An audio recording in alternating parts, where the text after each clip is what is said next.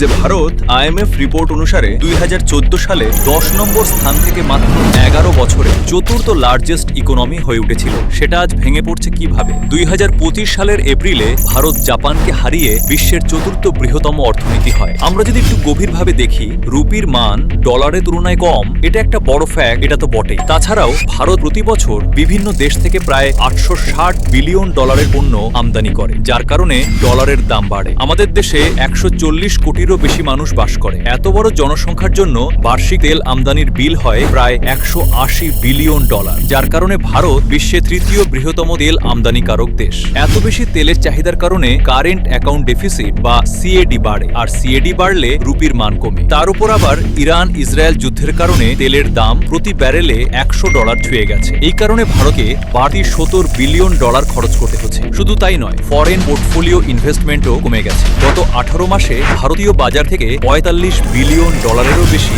বেরিয়ে গেছে, যার সরাসরি প্রভাব ডলারের দাম বাড়ছে আর রুপির মান কমছে।